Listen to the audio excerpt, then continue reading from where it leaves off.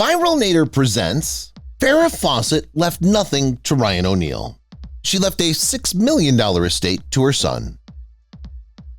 It's simple. Farrah Fawcett was an angel. She first became famous as a pinup girl, and then she became an icon when she starred in Charlie's Angels. Sadly, her life wasn't always so smooth. Her relationships were terrible, and Farrah's life got out of hand when she lived in dangerous places, got into trouble with the law, and was accused of abusing drugs. Here's the story of Farrah Fawcett, the queen of pop. Angel who fell.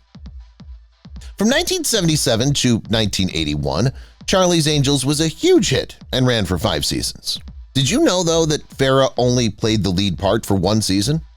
Blonde Cheryl Ladd joined the cast in seasons 2 and 3 as Chris Monroe, Jill's graduated sister, and a police officer in San Francisco. Why'd she go? First, Farrah was getting a lot of offers for more important parts. She said, "Creatively, I just feel stifled." That meant it was time for me to go. Lee, her husband, also told her to go to the movies.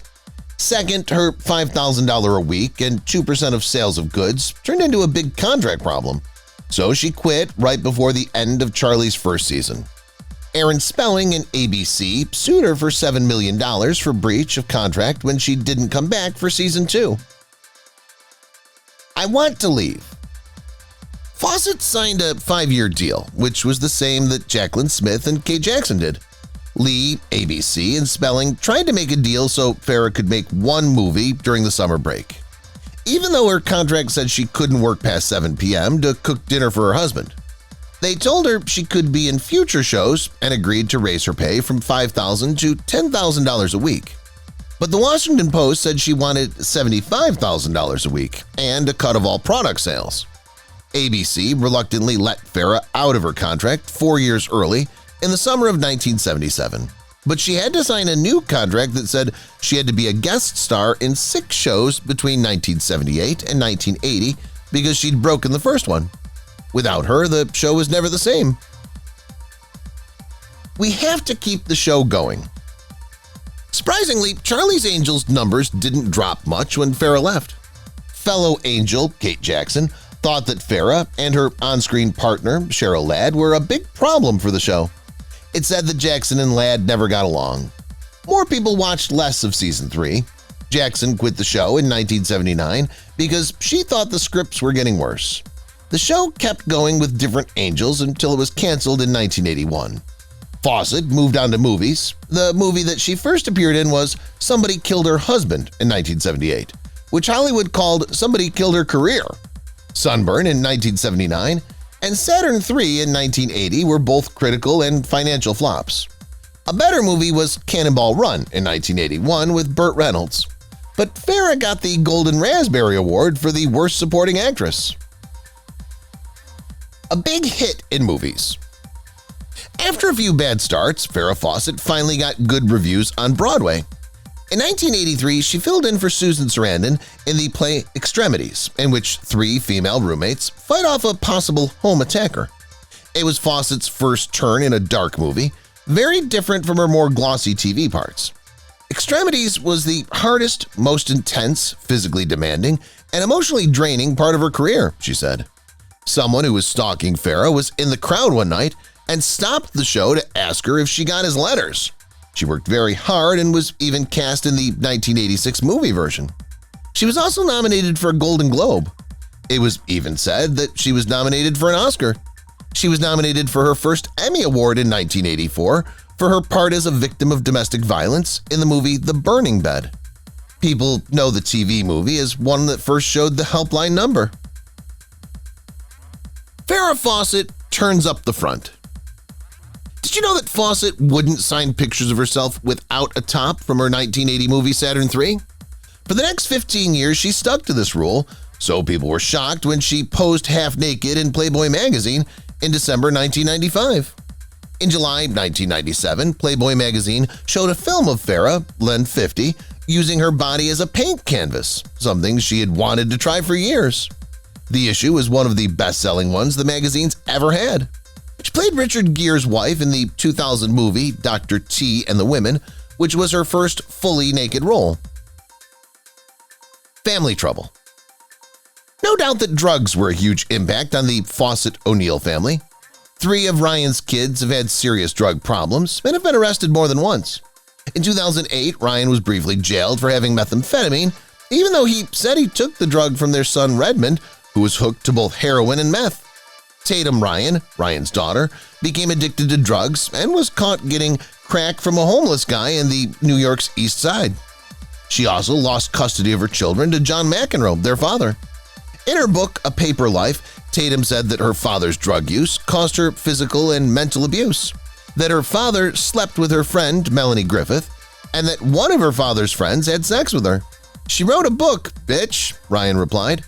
"She's so rude to sell our dirty laundry on the street." Sweetheart from high school. In 1998, Farrah got back together with her ex-boyfriend Greg Lott. They went out together when he was a star football player at the University of Texas Longhorns. Even though he'd hurt her, Farrah got back together with Ryan O'Neill in 2001, the same year that her older sister, Diane Fawcett Walls, died of lung cancer. Ryan says that he was seeing Farrah until she died in 2009, but Greg Lott says that Farrah and O'Neill's relationship was just a PR act. Greg says Farrah loved him until the day she died. Lott told ABC News in 2013, "Farrah Fawcett and I got back together and are now in a loving, consenting one-on-one relationship. Not having any other boyfriends, not any other girlfriends. Before you decide who to believe, you should read this." A look at reality. In 2005, Farrah Fawcett had her own TV land show called Chasing Farrah. The reality TV show only had 7 episodes, but the cameras followed Farrah around the whole time to get a close look at her life. "One very weird experience," said one TV reviewer of the show. "The one person who doesn't seem to realize that it's about how weird she is Farrah Fawcett herself." As Farrah replied, "It was a chance for me to say, okay, see, I'm not crazy."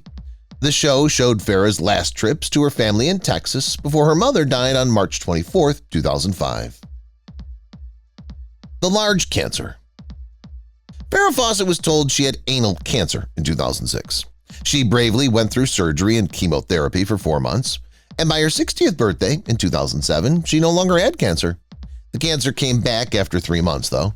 The sickness had spread to her liver, making it even worse. She had less than a 5% chance of living another 5 years. The doctors in the U.S. told Fawcett she needed a colostomy in 2007. She didn't give up and went to Germany, where doctors removed the growth and gave her a course of perfusion and embolization to treat her liver cancer. When she got back to California, she started chemotherapy.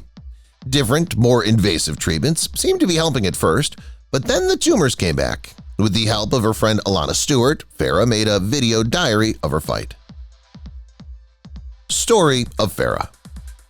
The resulting documentary, Farrah's Story, showed how the stars dealt with their cancer. She and her friend Alana Stewart shot the show, which aired on NBC in May 2009. That being said, her family didn't like the show or how it edited her. The show was supposed to be about the actress's last wishes to look into different ways to treat cancer, but this was mostly forgotten. In 2009, Fawcett was nominated for an Emmy Award after she had died. Ryan O'Neill kept Greg Lott from seeing Farrah in her last days in a hospital in Santa Monica. "He kept me from seeing the love of my life before she died," Greg said. Brad went to see his dying mother in the hospital while wearing leg cuffs. He was thin, gaunt, and had a lot of tattoos. To become the man his mother so badly wanted him to be, he told his mother he'd get rid of his fears. A crocodile cries. As Farrah was dying, Ryan O'Neill joked with reporters that he would get his hands on her fortune.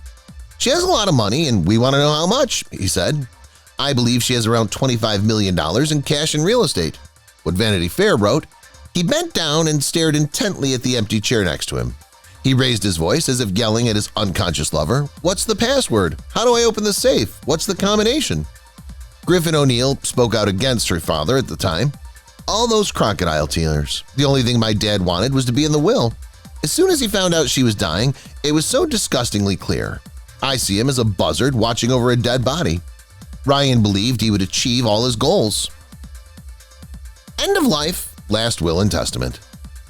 Farrah died of cancer on June 25, 2009, after a long illness. She was 62 years old. Well, everyone should have been sad about the death of their favorite Charlie's Angel. Michael Jackson, who was a bigger star at the time, died just 5 hours later. The fight for the radio was won by the king of pop, and Farrah was erased. Fawcett left most of her $6 million fortune to her only son, Red. Since he was in jail at the time of her funeral, he wore chains. In her will, Farrah left her father and nephew money, and she also gave her ex-boyfriend Greg Lott $100,000. Ryan O'Neal has nothing. Mella Murphy, a friend and confidant who was with Farrah when she died, says that her last words were about her son. She called his name Redmond. "I told her I'd take care of him and be there for him always," Murphy said. "I told you to leave now. She was going to die soon." What came next? After his mother died, Red's life seemed to have turned around for a while in 2010. He said, "I have all this money, but it's not worth anything. It doesn't do me any good." But in October 2019, he was moved back to his old ways when he broke the law in Venice Beach for a week. Red was found not to fit stand trial for several violent thefts, including stabbing and beating several people. He was moved from a jail in Los Angeles to a state mental hospital where he got help for his schizophrenia, bipolar disorder, and antisocial personality disorder. Red was sorry he couldn't keep his word to his mother, who was dying. He says his folks are to blame for all his problems. The strict terms of the contract. At the time of Charlie's Angels, Farrah Fawcett was married to Lee Majors, who was also known as the $6 Million Man. People all over the world knew Farrah from the show, so amazingly, she put her marriage ahead of her fame and money. For Fawcett, being home in time to cook dinner for her husband was very important. She was so sure that filming wouldn't get in the way of her home life that she wrote into her contract that every day of filming had to end at 7 p.m. Crazy expensive costumes. Each of the Angels' outfits cost a lot of money, so it's possible that the makers thought, go big or go home, when they chose them. You might as well look your best when you're fighting bad guys, right? The Angels had to buy new clothes for every show, which meant they changed their looks at least 8 times an hour. To set a new record for the show, Farrah Fawcett changed into 12 different outfits during one of her guest spots. What came next for John Forsythe after Angels? Before he was the voice of Charlie Townsend, John Forsythe had a great career that began when he was 25 and worked for Warner Brothers. He'd already been in movies like It Happens Every Thursday, The Trouble with Harry, and Captive City. He then played Charlie Townsend again and again as the voice of Charlie Townsend in the Charlie's Angel movie and its follow-up Charlie's Angels Full Throttle, which starred Cameron Diaz, Lucy Liu, and Drew Barrymore. In 2002, he married Nicole Carter, and the two stayed together until he died in 2010. What comes next for David Doyle after Angels? As David Bosley, David Doyle, one of only 2 actors in every episode of the show, is remembered for his funny role on the show. After Charlie's Angels ended, Doyle went on to be on game shows like Match Game, Super Password, and Tattletales. He died of a heart attack in Los Angeles, California in 1997. He was 67 years old. If you've watched the video till here, that means you've enjoyed the video. Subscribe. Don't forget to turn on the notifications bell icon